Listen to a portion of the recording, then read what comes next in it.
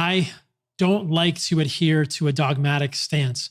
Though some would say that I'm rigid, I try not to be. On this week's podcast, I thought it would be a good opportunity to go through my recent blood work.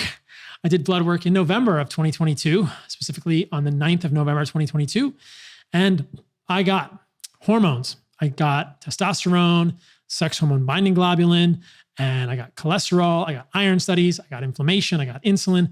I got all kinds of stuff. Lo and behold, my free testosterone is better. It's even higher now. My SHBG is lower. My sex hormone binding globulin is lower.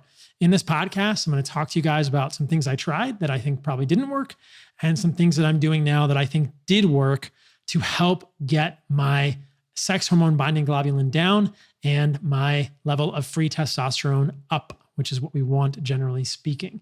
I also go through different nuances of my blood work, talk about what one might see if someone was taking growth hormone, if someone was taking exogenous testosterone or steroids. There are a few questions after the whole craziness of the past few weeks. Have you, Paul, done blood work to show that you're not taking anything? And yes, I did a podcast in July and a podcast in August, but I'll go through it again on this podcast for you guys to show you all that stuff. I really want to be transparent and show integrity with regard to this. And as I've said in the past, I'm 45 years old and I don't take any exogenous hormones, no testosterone, none of that stuff. The only supplements I take, heart and soil, and I eat a lot of meat and organs, liver, heart, a lot of fruit, a lot of honey, a lot of raw milk, cheese. That's how I do it. So it's fun to go through the blood work. I always think blood work is fascinating. And I hope you guys enjoy it. So on to this podcast. Last thing, the Kale is Bullshit shirts are available. kaleisbullshit.shop. Rep the movement. Help people understand that kale they're putting in their cart at Whole Foods is doing them no good at all. It's pure bullshit. We've also got seed oils are bullshit. We've got a meat plus upside down pineapple shirt, which is kind of the little Easter egg secret. If you know what that stuff means, that's just meat and fruit. It's all at kaleisbullshit.shop. So, all right, guys, on to the podcast. So I've got more blood work to share with you all. If you are curious what I've done so far this year, this is the third set of blood work. So I had blood work in July and in August, and I've done podcasts on both of these that you can find on my podcast. And last week, I did a podcast about what I eat in a day, and I broke it down with Cronomoter. On this podcast, I'm going to show you another day of eating on Cronomoter as an abbreviated version of that. But this podcast is mostly going to be about my recent blood work from early November 2022. When I go to get blood work, I want to look at my hormones. I want to look at testosterone, estrogen, which is estradiol, and estrone. I want to look at prolactin. I want to look at sex hormone binding globulin. I'm going to go through all of these on the podcast today. I want to see what my free testosterone is, and I want to see what my thyroid hormones are. I probably should have done DHT, dihydrotestosterone, in this set of labs, but I didn't. But I did get DHEA sulfate. I'll do another set of blood work probably early next year, and I'll get an even more comprehensive hormone panel. I do want to get my thyroid, like I said, and I want to see the T4, the T3, the ratio, the TSH, and I want to look at inflammation. I want to get HSCRP. I want to see my kidney function, my liver function, how insulin sensitive I am with a fasting insulin, and I want to see my iron indices. I've been thinking a lot about iron in connection with hormones. I'll get into all of that in this podcast. But in a broad overview, those are the things that I would do for blood work. So what did I get on this blood work? I got a CBC, which is a complete blood panel, comprehensive metabolic panel, which is electrolytes, kidney function, liver function, etc. I got a GGT, which tells me about liver. I got cholesterol. Again, I got inflammatory markers like CRP, fasting insulin. I got a full iron panel. I got thyroid. I got testosterone and a bunch of hormones. And that's pretty much what I got on this blood work panel. So I'm going to go through all of that, break it all down in this podcast. And the podcasts from July and August on my blood work had even more comprehensive labs to look at.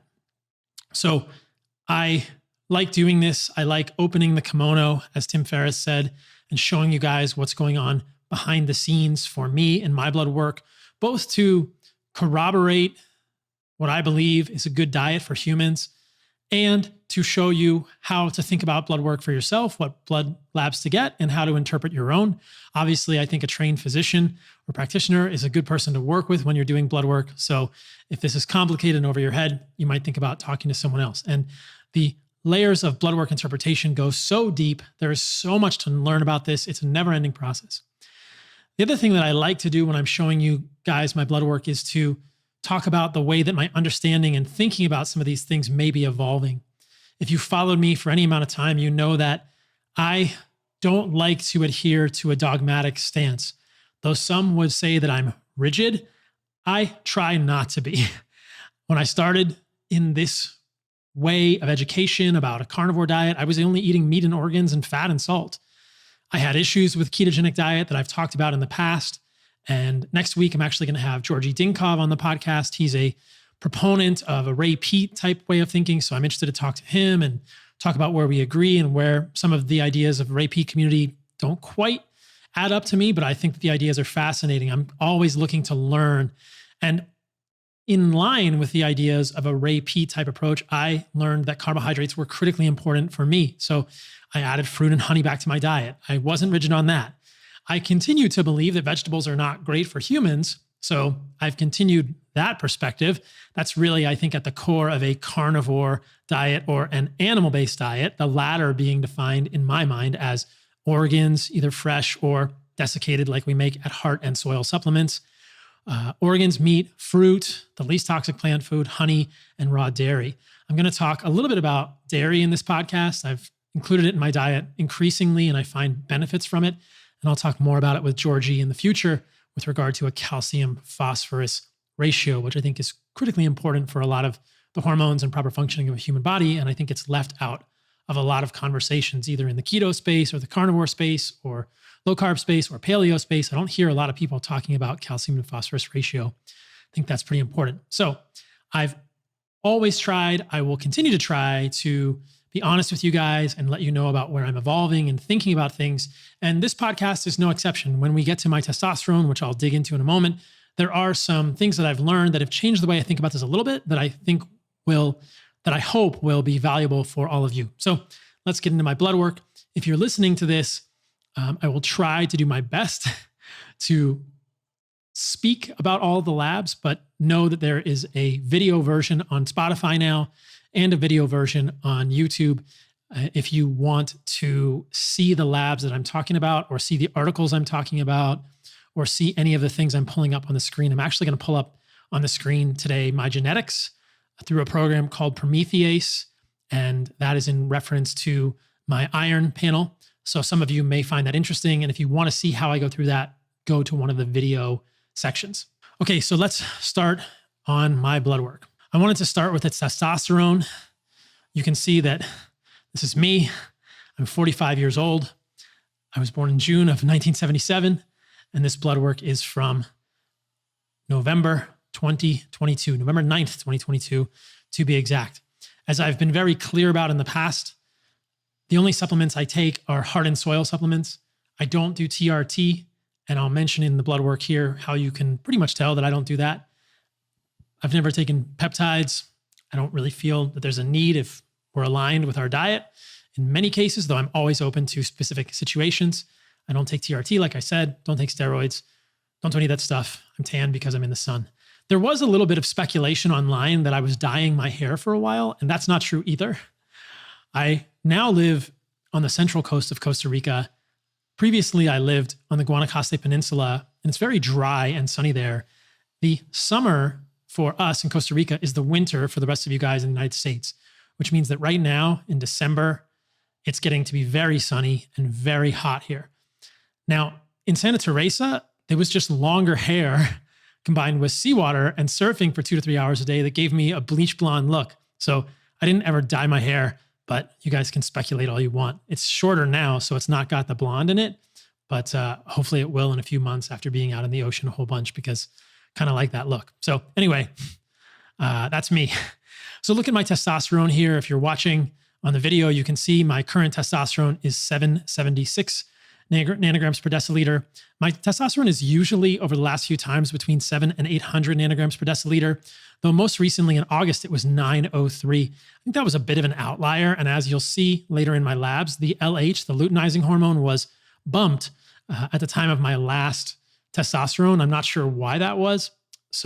But it's 776 now, which is, I would say, up from my baseline of around 700. And important to note that whether you're looking at a 903 or a 776, the free testosterone is probably what's more important. And with my testosterone of 776 now, my free testosterone is much higher than it was when my total testosterone was 903. Why is that? Because my sex hormone binding globulin is much lower now. And that is really an important part of this podcast. So you can see my free testosterone is 25.46 nanograms per deciliter, which is 3.28% free testosterone, up from 14.37 and 1.59% in August of 2022. So that to me is a step in the right direction. I want a higher free testosterone. There's no point in having a high testosterone if it's all bound up by an elevated sex hormone binding globulin. So what raises your sex hormone binding globulin? Being keto, being low carb. My SHBG now is 69, which is still above normal, but it's down from where it was a month ago. I'll show you guys that in a moment.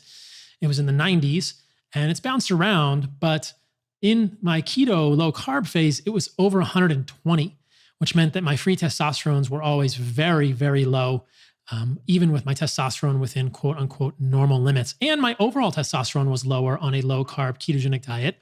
I think that anyone who advocates for long-term low carb ketogenic diets better show you their testosterone, their SHBG, and the ratios, especially also their cortisol, to prove that they are actually healthy, quote unquote, or living their most optimal hormonal life.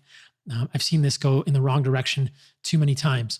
So let's go skip over a few things on my labs. I want to show you I'll come back to all this, guys. Don't worry. I'll get to every single thing on here. I want to show you my SHBG of 69.5. It's still above the reference range, and I'll talk about what I'm doing to work on that. But in August, it was 97.5. So what did I do in between now and August? I did a few things. I started including more boron in my diet. Things like dates, raisins, and plums have boron. There's plenty of boron in avocados. You can get a magnesium supplement that has boron if you want to do it, or you can take a boron supplement. I prefer not to use supplements if I can avoid them. I don't think the boron is the reason the SHBG went down, and I'll tell you why. When I was strictly carnivore, I also took a boron supplement and saw the SHBG go down for a few weeks, but then it bumped back up while I was continuing to take the boron. That's a pattern that I've consistently seen with sex hormone binding globulin and boron.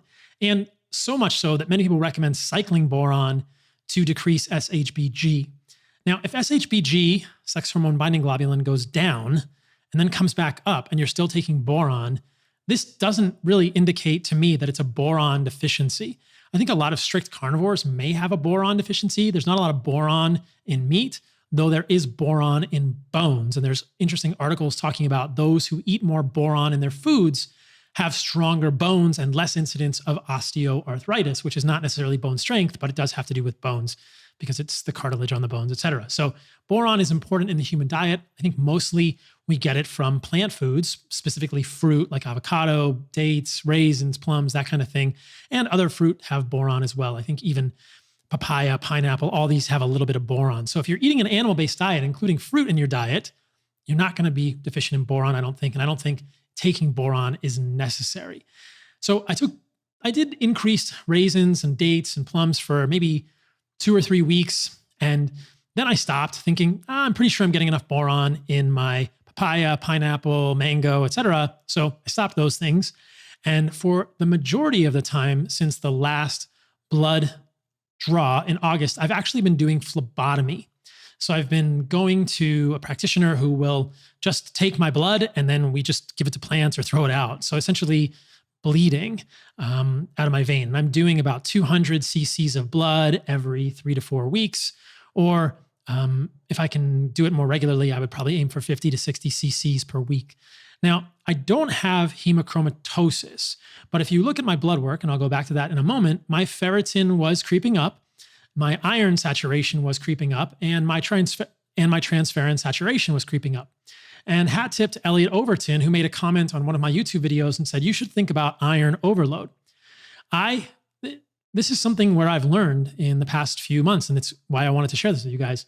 I never really thought that a ferritin of 250 or 300 was problematic for most humans, but I'm having to question that in my own mind now. And I think that if I continue doing phlebotomy and my SHBG continues to come down as I get rid of excess iron, then this may lend support for the hypothesis. If that doesn't happen, maybe these aren't connected at all. So I'll keep you guys posted. But in the short term, I have probably done phlebotomy 4 times.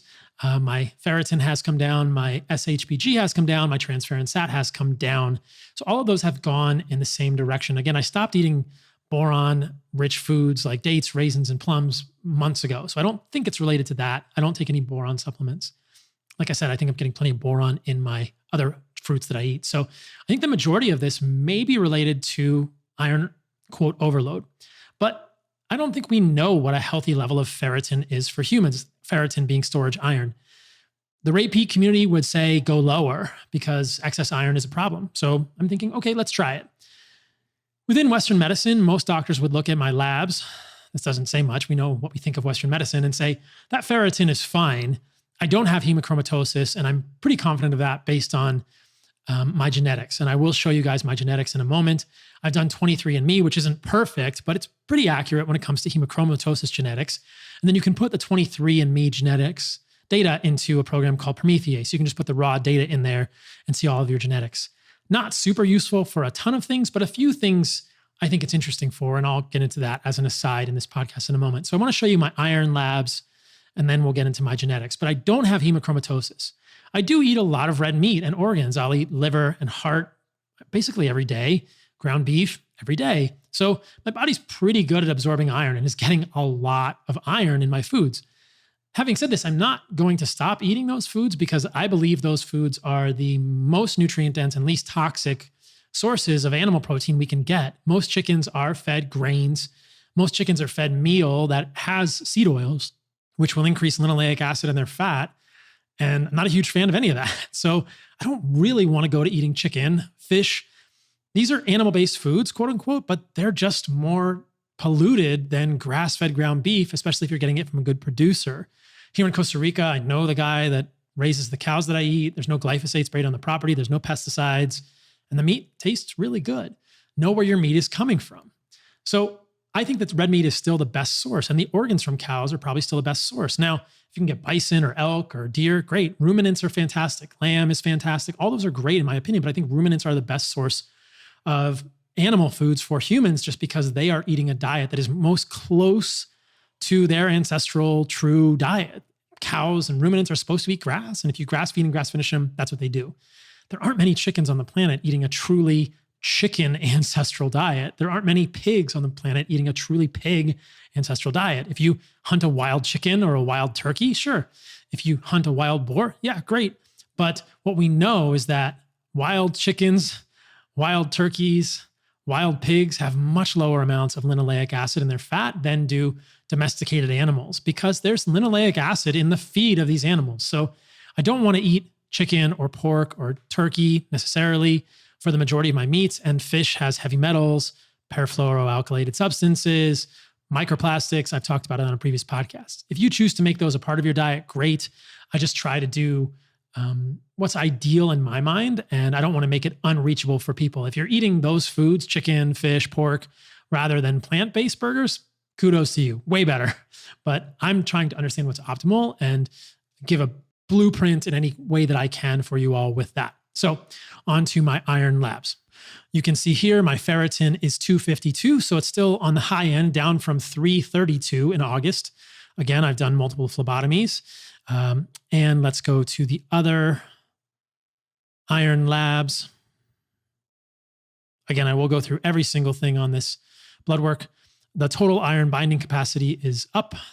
The iron is down, and the iron saturation is down from 42 to 31.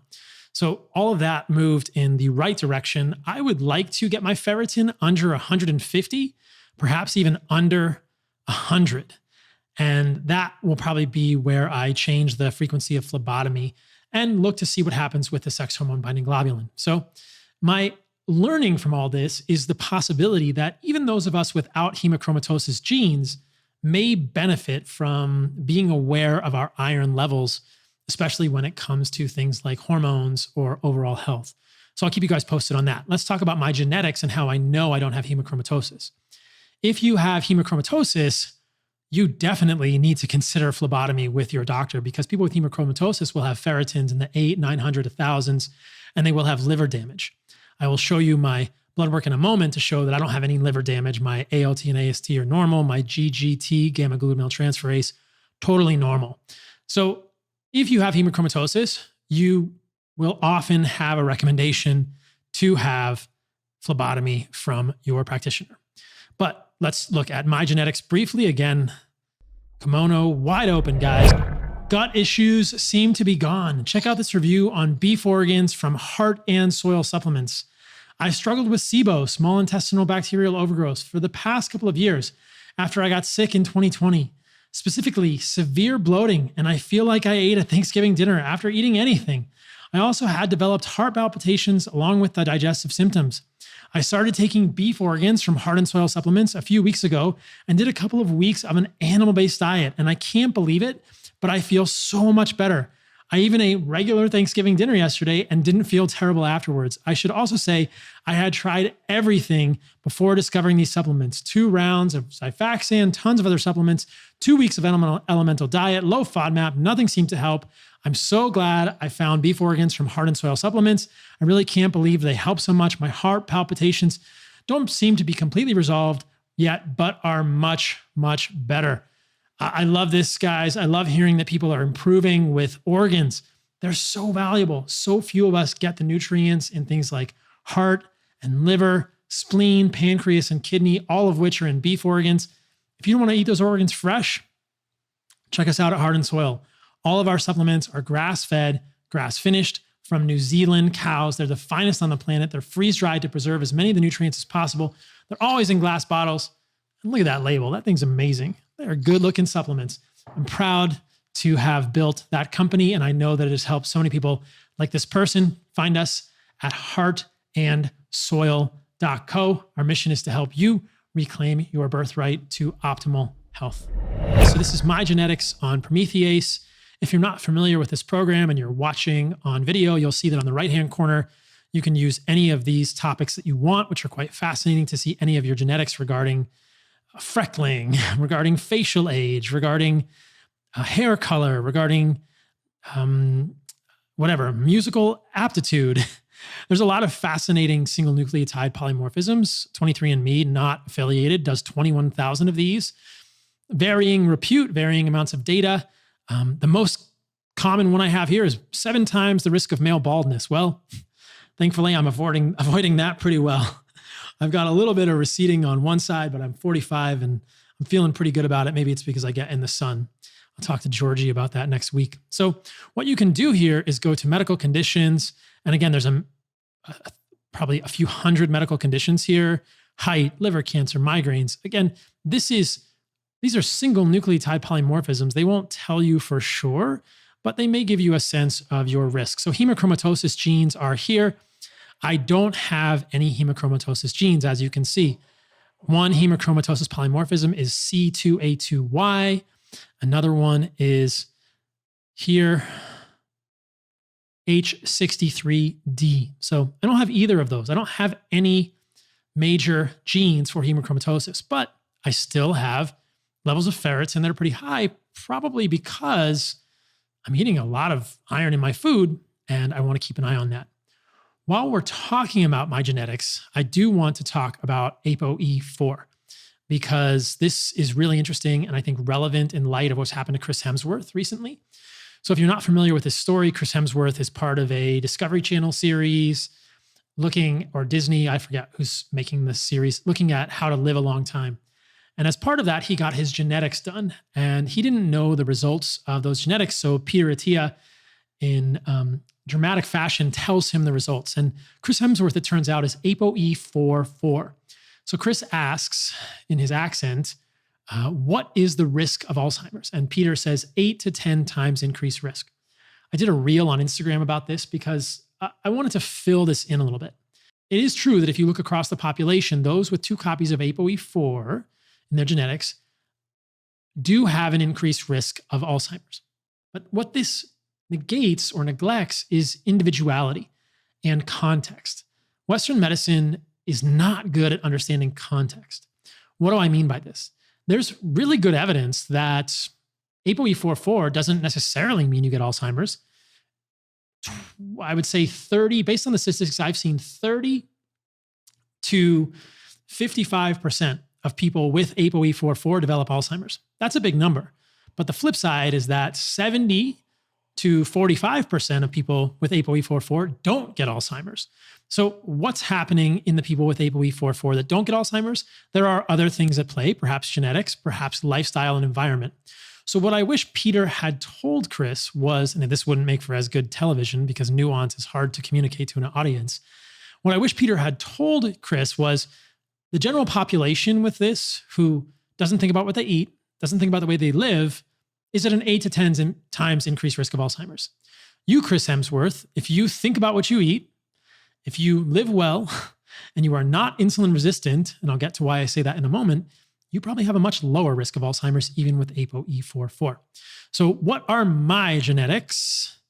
I have ApoE33. So I am part of the population that has this more recent genetics regarding ApoE. What do I mean by that? So here's the deal with ApoE.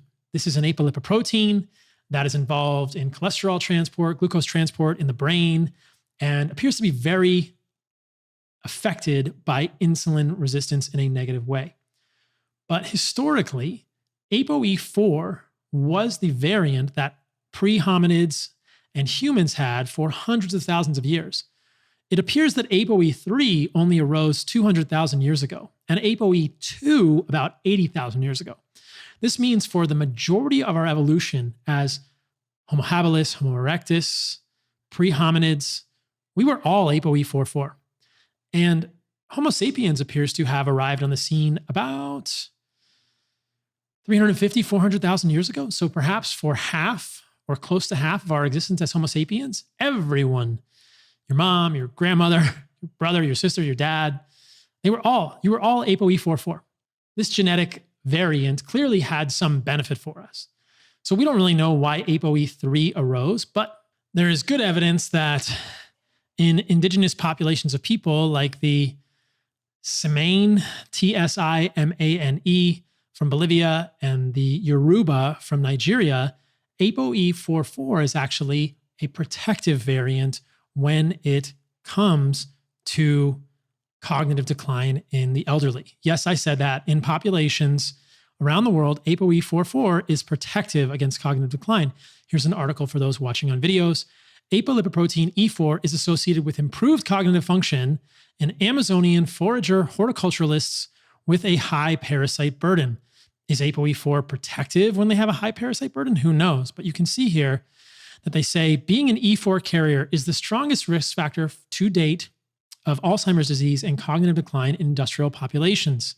It is associated with greater cognitive performance in individuals facing a high parasite burden and pathogen load, suggesting advantages to the E4 allele under certain environmental conditions. Now, is it the parasite load of these people? Is it that they have insulin sensitivity? We don't really know, but E4 does not always mean Alzheimer's necessarily. And I think that if you look at this research in detail, what you'll find is that regardless of the condition you're talking about, being insulin sensitive is important and a major determinant of the way that your body handles your genetics.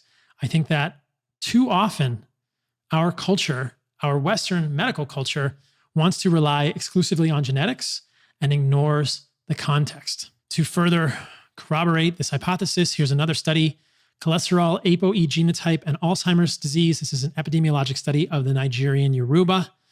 What they say is that there was a significant interaction between cholesterol, ApoE4, and the risk of Alzheimer's disease in the Yoruba, a population that has lower cholesterol levels and lower incidence rates of AD, Alzheimer's disease, compared to African Americans. ApoE status needs to be considered when assessing the relationship between lipid levels and Alzheimer's disease risk in population studies. So what they found was that in these people, when they had the ApoE4 genotype, there was no increase in Alzheimer's disease with increased levels of cholesterol and LDL. Now, this is completely different than what we see in other populations, like westernized populations, in which there would probably be a strong association there, because what we know is that most people in westernized populations with high cholesterol and high LDL are insulin resistant. Is that why LDL sometimes looks bad? Probably. Does that mean that I believe LDL is causing cardiovascular disease? No. The takeaway from this part of the discussion is just to say that context matters. And I wish that maybe Peter has had this conversation with Chris in private. I wish that someone has the conversation with Chris and says, hey man, you need to be insulin sensitive. We need to make sure we're checking your fasting insulin and that we're actually doing research and really thinking about what makes people insulin resistant. I'm going to show you my fasting insulin in this set of labs. It's consistently low, as I've said. It's never varied. And again, I eat tons of carbohydrates and honey and maple syrup and fruit. Those don't cause insulin resistance. I believe it's clearly the seed oils causing problems at the level of mitochondria with cardiolipin, breaking fat cells. I've talked about this in the past. So this is the conversation that needs to be had with Chris Hemsworth. The way he lives, probably his vitamin D needs to be checked, his sleep, his nutrition levels, and his insulin sensitivity with a fasting insulin. The last thing I'll say with regard to ApoE4 is that data connecting saturated fat with increased rates of Alzheimer's in those with ApoE4 variants in their genetics are likely epidemiologic confounding, that is unhealthy user bias. There's no mechanistic way that saturated fat would worsen Alzheimer's disease, and I don't think anyone with ApoE4 needs to worry about saturated fat, because that means you're not going to eat animal foods, which are the most nutrient-rich foods on the planet. And we know that saturated fats have so many benefits for humans, increasing HDL, increasing hormones, increasing testosterone, being precursors for our hormones. Odd-chain fatty acids in animal foods are also beneficial, likely from a cognitive decline perspective, and they all come together. So the data linking saturated fat with Alzheimer's, I think, is really shoddy medical detective work and is just confounded by unhealthy user bias. Those eating more saturated fat are probably eating a lot of junk food along with that saturated fat, because it's saturated fat from McDonald's. And often in these studies, hydrogenated trans fat gets lumped in with saturated fat, and we know that trans fat is harmful for humans because it increases thromboxane and decreases prostacyclin. Those are two competing arms of the clotting and anti-clotting or fibrinolytic cascade, respectively. So anything that increases your clotting and decreases your ability to unclot or resolve clots, fibrinolysis, it's going to be problematic for humans. And we know trans fats do that. So you have to look very carefully at the saturated fat literature. And I think that this literature is wildly confounded by unhealthy user bias. So let's go back to my labs and I will take it from the top. You can see here my thyroid stuff. This is really important, guys. Your thyroid needs to work. My TSH is 1.13. I would not want to see that above 1.5 in anyone. My T4 is 1.17. These are both essentially exactly what they were in August of 2022. Thyroid is critical for energy balance, for orchestrating other hormones. Your thyroid needs to work. What we often see in people on low-carb diets is that their T4 free or their T3 free drop, but the TSH remains within the normal range. And for the longest time, I ignored this, but I really don't think we can. Having a low T3 or low T4 is bad. You want your body to be working on all cylinders. You want all of your V6 motor cylinders to be firing. You want your body temperature to be robust. You don't want to be cold. You want your Achilles tendon reflexes to be good. There are all sorts of clinical things that you can do to assay how good your metabolism is, and you want all of that to work well. And yes, I'm sort of hinting at some Ray Peat type ideas, but these are consistent with things I've talked about for many years at this point.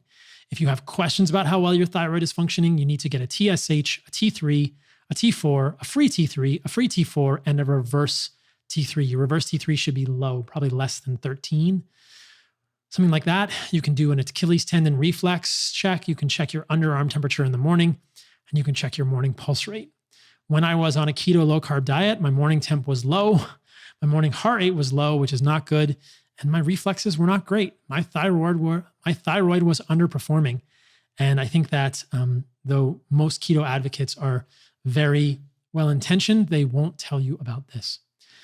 A CBC, a complete blood count, you can see that my white blood cell count is 4.7. Interestingly, when I was on low carb, that was pretty low, probably not a good thing. Red blood cells are high, hemoglobin is at the top end, and my hematocrit is high, probably because I was a little bit dehydrated for this blood work. It's in the morning. I should have been drinking more water, and because my body's making a lot of red blood cells for whatever reason right now. And that's one of the reasons that I'm doing phlebotomy. The MCV is a metric that we use to tell about how healthy those red blood cells are. Too small means usually iron deficiency, which may actually be hidden copper deficiency in a lot of people. And too big is B12 or folate deficiency. If you're worried about copper, which I think a lot of people should be, get more liver in your life, either fresh or desiccated. But liver is a great source of copper and will help with that. There's a lot of anemia that's misdiagnosed as iron deficiency anemia that is probably related to a copper deficiency and your body's inability to use iron. So the rest of these platelets, the CBC, the complete blood count, is normal. Not a whole lot to see there. My fasting glucose was 87. I've worn a continuous glucose monitor in the past. You can go back to previous podcasts if you want to know what my glucose looks like all the time. Spoiler alert, it looks really good. Yes, after I eat carbohydrates, it goes up. No, I don't worry about that. My BUN was 20. My creatinine is 1.13. My kidney function is normal. I have done cystatin Cs in the past. If you eat a lot of meat and organs, your creatinine may be above the reference range, and that may be due to the breakdown of creatine into creatinine, but that doesn't mean your kidneys are failing. Get a cystatin C. In the past, people had commented on my labs, oh, your estimated glomerular filtration rate is 82 or 83. That's not great for a white male. I disagree. It's just fine. And if you look at the cystatin Cs that I've gotten in the past, they're normal. My kidneys work great. Electrolytes are all normal: sodium, potassium, chloride. CO2 gives you a sense of acidity, acid balance, with essentially lower levels being more acidity. Calcium is 9.5. Serum calcium is not a great indicator of total body calcium stores. Those are tightly regulated. If you want to know about your electrolytes really, like magnesium, there are other tests you have to do, though I do think a serum magnesium is reasonably helpful. RBC levels of many of these electrolytes are important as well. I should also note that I eat about 10 to 12 grams of salt, which is between 6 and 7 grams of sodium per day. I'm going to show you guys another Cronomoter breakdown for my recent dietary stuff. The rest of this is normal. I'll point out the bilirubin is normal. The alkaline phosphatase is within normal. Alkaline phosphatase goes low if estrogen is too high. And AST and ALT are normal, 33 and 26 from 32 and 32 respectively. Often, if someone is abusing androgens or anabolic steroids, you will see those liver enzymes get way whacked out, or 2x normal, things like that. Mine have always been totally within normal. My urinalysis shows that my urinary pH is high because I'm eating a lot of fruit. My specific gravity tells me I was a little bit on the dehydrated side at the time of this blood work. Everything else was normal. I'm not spilling any protein in my urine or glucose or ketones or blood or bilirubin because my kidneys are healthy. And nitrite is a metric we use to look at potentially urinary tract infections. So my urinalysis is normal. I will point out that in the past, when I was doing a carnivore diet strictly, my urinary pH was 5.5. So though your blood pH won't change if you're eating meat exclusively, your urinary pH will. And it's very difficult for us to measure intracellular pH or interstitial pH, pH between the cells. So as I've spoken about in the past, I think one of the other benefits to including fruit in your diet are alkaline minerals so that this is a little more balanced. We see in kids that, at least from the 1930s and 1940s, if children between 6 months and 2 years are presented with a variety of foods, they consistently eat meat and fruit, occasional tubers like carrots, but they do a pretty good job of balancing acid and alkaline foods. This is based on the minerals in the foods and the amino acids, with meat being more acidic and plants being more alkaline. You don't just want to eat alkaline foods, contrary to popular belief, and there's no good evidence that eating just vegetables helps with cancer. That's a whole separate conversation for another podcast. My cholesterol is here. People are always quite interested in this, and this is an interesting set of cholesterol. My last one in August, total cholesterol was 254. It's now 200. My triglycerides are 67. My HDL is 58. So pretty close to a 1-to-1 ratio there. That's what I consistently see with these. You will see pretty significant abnormalities of triglycerides and HDL when people are abusing anabolic agents. And you see that my LDL is actually now 130 down from 179. I think this is more of an indication of better functioning of my thyroid, or perhaps a reaction to phlebotomy and decreased iron, but I have to do more blood work to see if this trend continues. Again, I don't think LDL is a problem. I don't think ApoB is a problem. Listen to the podcast from 2 weeks ago with Michael Twyman. I had a cardiologist on the podcast to talk about all of that. Iron studies we talked about, testosterone we talked about, hemoglobin A1C 5.4, pretty consistent here. This is an average blood sugar over 90 days of 108 milligrams per deciliter, which means that since my waking is around 86 or 87, I'm probably getting up to 120, 130, maybe even 140 after my meals. I don't worry about that at all. Postprandial insulin is valuable. It helps us conserve minerals at the level of the kidney and electrolytes. And it means that eating carbohydrates with my meals leads to proper electrolyte levels and no muscle cramps like so many have, including myself, on a low-carb diet. DHEA sulfate is up from August. Benefit. Cortisol is AM cortisol. It's down. LH, luteinizing hormone, and FSH are within normal 5.5 and 5.8. These are the signals from your pituitary to the testicles or the ovaries, depending what set you have, to produce your sex hormones. You can see here that in August, my LH was 9.2. I'm not quite sure why I had that bump, but that's probably why my testosterone was in the 900s at that time. Though, as I pointed out, my free testosterone is better now. Prolactin is 7 in August and 7.6. You want your prolactin to be low. That is a big deal, guys. If your prolactin is high, you have a problem. I actually had a very interesting patient from when I worked as a physician assistant in cardiology who had a prolactinoma, and his prolactin was super high. I ended up prescribing him bromocriptine and cabergoline, and that helped him a lot. He didn't have surgery because it's in the middle of his head, but he had multiple endocrine issues. Know what your prolactin is. I wouldn't have it higher than 8. My PSA is normal. It's 0.3. I'm a 45-year-old male, as I said. Often the PSA will get out of whack and elevated if people are using excess androgens, but I don't think it's because of the androgens as much as their conversion into estrogens. I think excess estrogens are probably what are driving PSA abnormalities. IGF-1 is 129. This is always about the average in the middle of the range. Again, if someone's using growth hormone, you'll see the IGF-1 go up. And I think to point out to those who are worried about excess IGF-1 that this is a very valuable thing, and I don't worry about it being in that level. I think my IGF-1 is probably lower than any longevity experts in the world, or at least many of them. And I've yet to see any of them answer my claims or my challenges to show me their blood work. Vitamin D remains in the 70s. That's with no supplementation. I'm in the sun in Costa Rica, guys. I don't worry about the sun because I don't have any seed oils in my diet. And I've taken great lengths to limit the amount of linoleic acid in my diet extremely. LP(a) is a significant cardiovascular risk factor. It's 31.9 on this test, 24.3. Not a significantly elevated LP(a) value, but you should know if your LP(a) is elevated. What lowers LP(a)? Saturated fat. What raises LP(a)? Seed oils. How anyone can ignore that with regard to seed oils and cardiovascular risk is beyond me. C-reactive protein, 0.97, previously 0.58. They're both low. This is HSCRP, which is anything less than a 3 milligrams per deciliter. You're going to need to get an HSCRP. If you just get CRP, it starts at 3, guys. If you want to know what your CRP is and it's less than 3, you have to get HSCRP. This is probably a little bit higher than it was previously because I was working out. When I go to the States, I lift weights. I don't really lift weight much in Costa Rica. I just surf and do maybe a few pull-ups a day or some pop-ups or some balance board work, maybe split squats.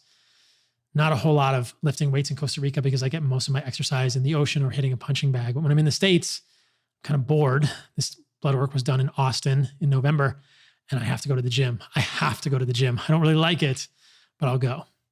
My estradiol is 17.4, down from 26. So interestingly, free testosterone is up. Estradiol is down with the phlebotomy. I want to get estrone sulfate on my next set of blood labs, so I would add that if you guys want to get blood work. Homocysteine is bumped a little bit when I'm traveling. I often do not do as good a job with raw liver and raw heart because they spoil and I can't always find them. So I'm back on the train now that I'm in Costa Rica, but I do have MTHFR polymorphisms. I can show you that in my Promethease, but I think you can take my word that I have this 677C to T. I'm homozygous, which means that the enzyme that converts one form of folate to another form of folate, I don't know if you need this fancy names, 5,10 methylene tetrahydrofolate, L-methylfolate. The enzyme is called MTHFR. Doesn't work that well unless I get plenty of riboflavin. Where's riboflavin? Liver and heart. So when I'm eating a good amount of liver and heart, my homocysteine is much lower. And if your homocysteine is elevated, you should think about your folate, your riboflavin content of your diet. I'll show you my Cronomoter and how much riboflavin I get on a normal day in Costa Rica. We'll go from there. Progesterone, probably kind of beneficial for males, actually. My fasting insulin is here, 3.0, consistently right on the money there. That's the most important test of any test you could ever get, and yet no doctors do it. So get a fasting insulin, guys, and tell me what your results are. I talked about transferrin and ferritin. I talked about T3 was 2.9. It's right about that reference range. I'd love to see my T3 a little higher, but body temperature is pretty solid, like I said, when I check it in the morning. So those are all of my blood work results this time. So I want to show you guys another Cronomoter breakdown of a more recent day of my diet. About half a pound of ground beef, 20 ounces of raw milk with some maple syrup, maybe some honey in there too, an ounce of beef liver, heart and soil supplements, beef organs. How cool is it that heart and soil is actually in Cronomoter? I have a lot of coconuts because coconuts are great here. These actually have a lot of magnesium. I want to comment on that. 6 to 8 ounces of beef heart, Parmigiano Reggiano cheese. I love dairy, papaya, mango, butter, sea salt, more whole milk, maple syrup, and more butter. That's a reasonable day for me. 3,297 calories, 173 grams of protein, 235 grams of carbs, and 180 grams of fat. If you do the calculations, I'm at 2.3% omega-6 fats, of which you're going to find a little bit less linoleic acid. There's no seed oils in my diet at all. I've got plenty of saturated fats, and I want to show you guys the breakdown of some of these nutrients.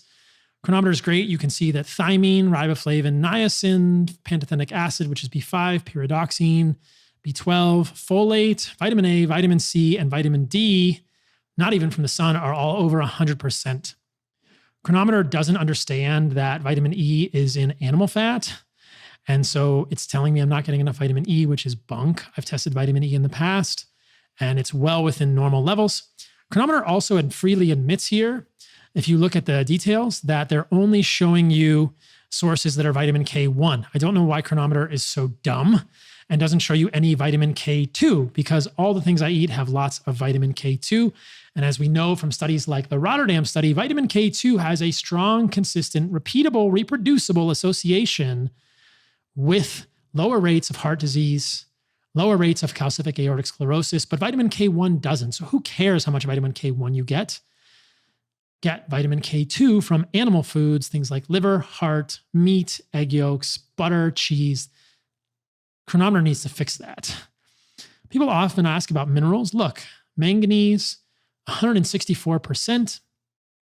Magnesium. With coconut water being the richest source, I need to send some coconuts to Derek for more plates, more dates, so he can get more magnesium. It's a joke. I love Derek. Milk has a good amount of magnesium. Meat has a good amount of magnesium as well. Manganese, people ask about. Maple syrup has a lot of good manganese, as does coconut water. Who knew coconut water was such a good source of trace nutrients? I do try and balance phosphorus and calcium. You can see calcium is 2,600 milligrams a day, phosphorus 2,300 milligrams a day.